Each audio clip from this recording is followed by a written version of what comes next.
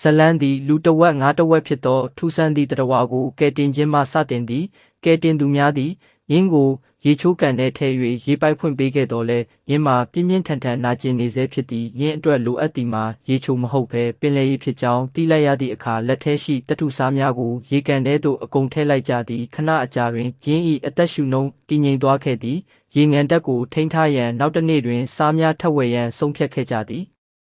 ကဲတင်သူတဦးကထိုတရဝါကိုပုံများနှင့်စာလုံးများကိုမှတ်မိစေရန်စတင်တင်ကြားပေးသည်ယင်းတို့သည်ပြက်ကလေးတွင်အရေးကြီးသည့်နေ့တစ်နေ့ကိုအမှတ်အသားပြုထားကြသည်ထိုနေ့မှာရေတကားများပွင့်မိနေဖြစ်ပြီးတရဝါလေးအတွက်ပင်လယ်ပြင်သို့ပြန်သွားနိုင်မည်တစ်ခုလေးသောအခွင့်အရေးဖြစ်သည်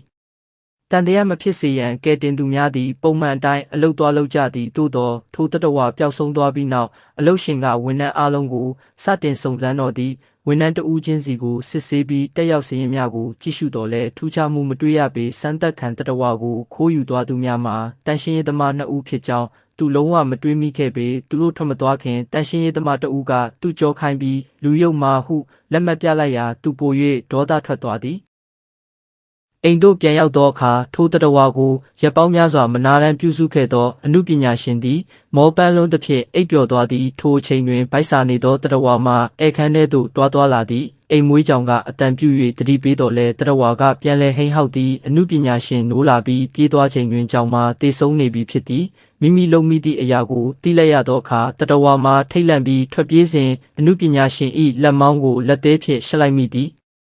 အမှုပညာရှင်ကထိုတရဝါကိုချက်ချင်းရှာဖွေရန်အမျိုးသမီးကိုတိုက်တွန်းသည်သူမသည်သွေးစွန်းနေသောလက်ရများကိုလိုက်ကြည့်ရင်းစွန့်ပစ်ထားသောရုပ်ရှင်ရုံတစ်ခုထဲတွင်ပုံနေသည်ကိုတွေ့ရှိခဲ့သည်အိမ်ပြန်ခေါ်လာပြီးနောက်တရဝါမှာနောင်တရနေပုံရသည်သူကအမှုပညာရှင်၏လက်ကိုယူ၍သူ၏ဦးခေါင်းပေါ်တင်လိုက်သည်အပြာရောင်အလင်းတန်းတစ်ခုပေါ်လာပြီးအမှုပညာရှင်၏ဒဏ်ရာစီသို့စွမ်းရည်တစ်မျိုးစီးဆင်းသွားသည်နောက်တစ်နေ့နံနက်တွင်အမှုပညာရှင်မှာသူ၏ထိပ်ပြောင်နေသောဦးခေါင်းတွင်သပင်များထူထပ်စွာပြန်ပေါက်နေပြီးလက်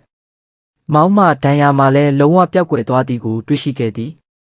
ထိုတရဝါ၏အသားအရည်ကိုထိတွေ့လိုက်ချိန်တွင်အမျိုးသမီးမှလည်းထူးခြားသောခံစားမှုတစ်ခုရရှိခဲ့သည်သူမသည်အကြောင်းပြချက်မပေးနိုင်သည့်ဆုံးဖြတ်ချက်တစ်ခုကိုချလိုက်သည်ရေချိုးခန်းထဲပြန်ဝင်၍တကားကိုတောက်ခတ်လိုက်ပြီးအကြောင်းများကိုတပတ်များဖြင့်ပိတ်ကာရေပိုက်အားလုံးကိုဖွင့်လိုက်သည်မကြာမီမှာပင်ရေချိုးခန်းတစ်ခုလုံးမှာကြီးမားသည့်ရေကန်တစ်ခုဖြစ်သွားသည်ထိုရေအောက်လောကတွင်သူမနှင့်တရဝါမှာတဦးကိုတဦးတင်းကျပ်စွာပွေ့ဖက်ထားကြသည်သို့သောရေရှမ်းမှုကြောင့်အောက်ထပ်ရုပ်ရှင်ရုံထဲသို့ရေမျှ